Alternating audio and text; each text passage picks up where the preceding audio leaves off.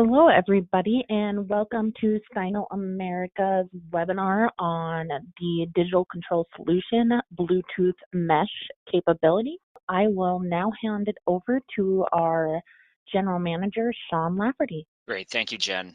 So yeah, hey, thanks everybody for taking the time out this morning for the next installment in our 20-minute webinar series. This one is very, very exciting.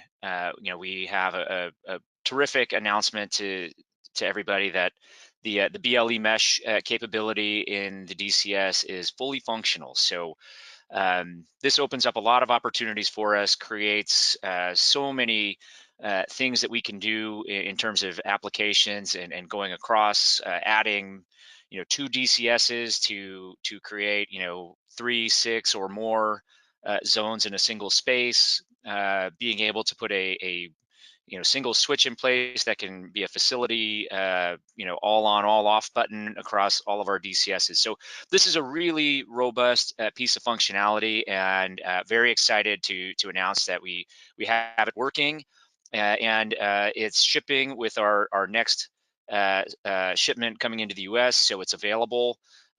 So wherever we have projects where we might be able to use it, we are now ready to do it, which is really, really great news. And of course, with the 20-minute webinar, we're not going to be able to get into a deep dive on all the things we could do with it and, all the possibilities and everything about it. But we wanted to give you a little flavor of how it works, what the commissioning looks like. And with that, I will turn it over to Thurston. Yes, thank you. Thank you. So the DCS, the intention always has been that we would come out with the mesh piece, and we're very excited that we can now do this. What we want to offer you is a code-compliant solution directly out of the box, and I'll step through the process of adding the mesh component to it also today. As far as for the DCS, the wiring is exactly the same whenever you're using the mesh as if you were not using the mesh. On the bus, it's a simple 2-wire polarity insensitive bus, and this is where you'll place your sensors, your switches, and your photocells. And all of the information from those switches, sensors, and photocells can then also be transmitted through the mesh to other controllers to be able to control them also. All of the programming is done through a smartphone. It communicates via Bluetooth to the device, and then you can either use the predefined sequence of operation that is in the device, or you can create your own custom sequence of operation. We call these use cases because once you're completed with the setup, then you can save this and use it again at another location. The preset scenes on the switches and the sensors, all of these can also be adapted, but again, we want plug and play, out of the box, code compliant solutions for you. Every device has 3 separate and independent relays in them intended to control a full 20 amp circuit. With the addition of the mesh, now you can extend that beyond the 3 into, as Sean mentioned, 4, 5, 6, or more. Each relay has current monitoring available, so you get granular level of information, and then this is also transmitted back through the BLE to your smartphone. You have 3 independent 0 to 10 volt dimming zones per controller. So through the mesh, now you can expand this beyond 3 to however many you need within the space. Every relay is receptacle control rated. That means that you don't have to have some additional device just to control the receptacles. With daylighting, we can do multi-zone daylighting. This means with a single photocell, you can have up to 3 separate zones, and we can actually use multiple photocells also as needed on the bus. All of the functions as far as for the min and max dim levels, hold off and force off functions for the photocell, these are also transmitted through the mesh, as well as the occupancy sensors with the whenever they detect motion, you can either have them switch the lights on or off, or you can do partial on controls or partial off controls. And this is also transmitted through the mesh when we need to expand multiple zones. Demand response is out of the box preset at 85%. And with regard to the mesh, you can also send the demand response signal wirelessly to the other controllers. And then maybe one of the biggest pieces, the time clock functions. You can have time of day with all of the functions that you would normally associate with a relay panel, like time of day, day of week. You can even do holiday scheduling with it. There's a built-in astronomic time function that uses the GPS locator in your phone so that it knows exactly where it's located and then knows dusk and dawn times for you. Commingle all of that together and transmit it over the mesh. It's very simple to do, and I'll give you a short explanation today. If anyone likes a more in-depth view of this, I'm happy to do so also. So typical wiring, again, your first step is to install the DCS, and then on the DCS you'll have, again, your 3 separate outputs. You have 3 0 to 10 volt dimming zones, and then on the data line you'll connect your sensors, your switches, your photocells. This, without the mesh, again, limits you to only the 3 zones. Whenever we then introduce the mesh, you do the exact same thing. You'll still install your DCS. You'll connect your individual zones, but you'll do this with your multiple devices. You'll connect all of your sensors, your photocells to the nearest DCS, and then we'll combine them together in a mesh. This gives us now the ability to expand beyond those 3 zones. Whenever you first power up the devices, they're going to power up and instantly they're going to scan the bus and they're going to see what is connected physically to their device.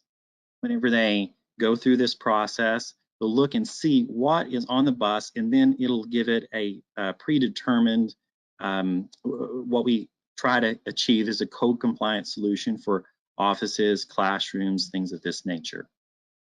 The occupancy sensors will automatically be set at a 20-minute time delay.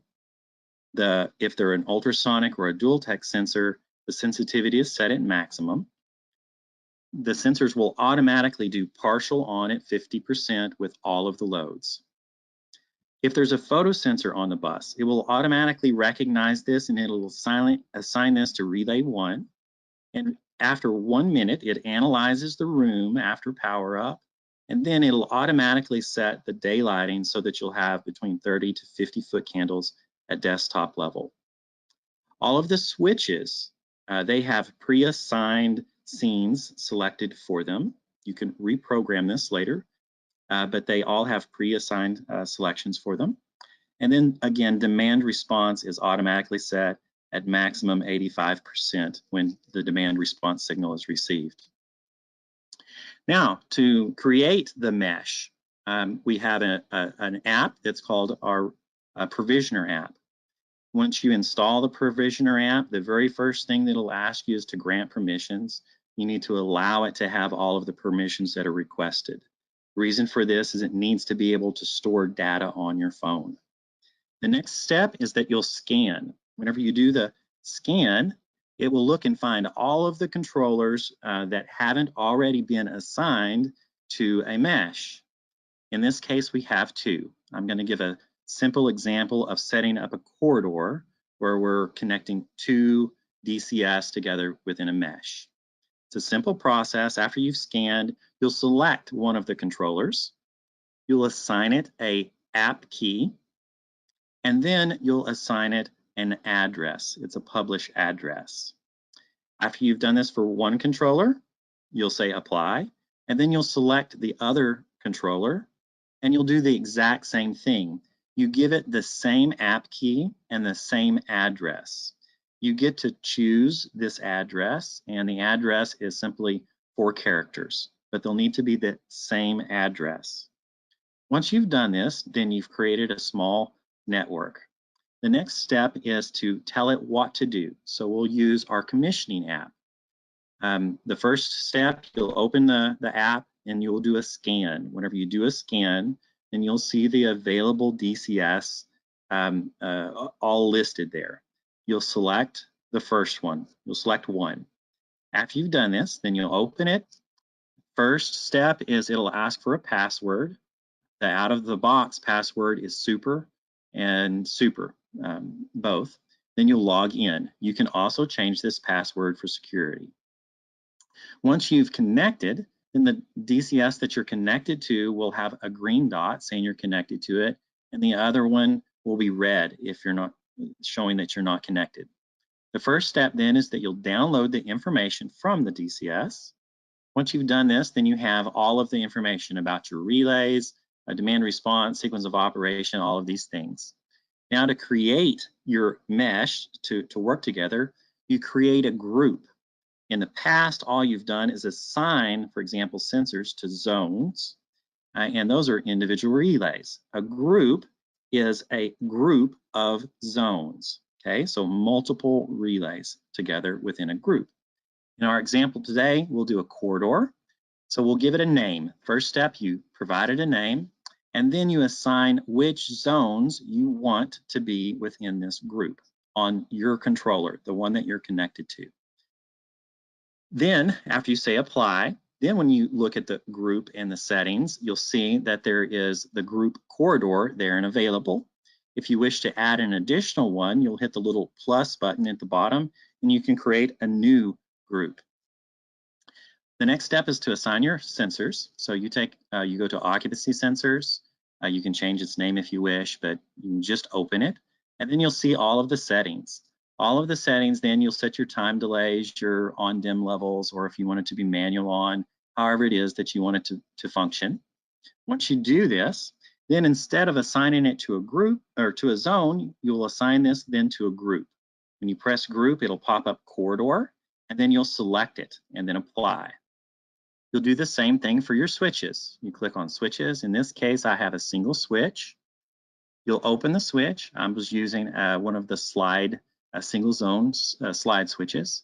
And then you'll assign it also to a group. Once you press group, then you'll see group corridor is the only one that we currently have available because it's the only one that I made for this example. If there are others, you'll see the others and then you'll open them. If you want it to be enabled, you enable and then you apply. That's how simple that it is. Once you've set up your first controller with those groups, then you'll press the little it was green button and you'll disconnect, and then you'll press the button on the other controller and it'll turn green. Then you go through the same process. You download and then you assign the switches, photocells, and sensors to the respective groups. It's a simple process. I'm happy to answer any questions. Again, if you wish to have a further detail, I'm happy to go through a step-by-step with any of you. Feel free to reach out and contact me, and we'll set that up so that I can go through that process with you. I believe we have a few that have just popped up. What is the limitation of the Dolly devices per DCS? Good. It's limited to 200 milliamps. Each one of the devices consumes a different amount of current. I have a little chart put together I'm happy to share with anyone that will automatically add that up for you. So whenever you, for example, put in an IR Quattro HD and it consumes, I think it's 12 milliamps off the top of my head, then you put in the quantity of the materials. Then you add the switches, if there's a dual tech sensor, so on and so forth, and it'll automatically calculate that for you. But the limit is 200 milliamps. Thank you. We have another one. Can we use the Astro time clock function to run exterior lighting without any other devices? Absolutely. That's its intended purpose, is that you can control those exterior lights. And you can set it up so that it uses both the astronomic function and the time of day function together. You create different time slices. And so you could, for example, say that you want the lights to turn on at dusk and then turn off at midnight, turn on again at 5 o'clock in the morning, and then turn off at dawn. Perfect. Thank you. That looks to be all the questions we have at this time. All right, Jennifer, thank you so much. Thurston, great job. This is, as I said at the top, this is really exciting news and great timing for us. We're really fired up to be able to bring this to the market. Hopefully, this is something that solves problems, for your specifiers and engineers out there, and gives us a unique, better wireless way to connect multiple controllers and multiple zones all together. So as Thurston and I both said, we are more than happy to jump on a longer call or even a shorter call if you just have some specific questions that you want to go over or some projects that you're looking at where this might be helpful. We are certainly here for you, and of course there is deeper dive training available for commissioning. We are in the middle of several projects going on right now, and we are getting a really strong positive feedback from the market about how simple and straightforward it is to install and commission the DCS so far. So really exciting times, guys. We're here to help you guys, whatever we can do. With that, I'll say thanks, and we're look forward to talking to you soon.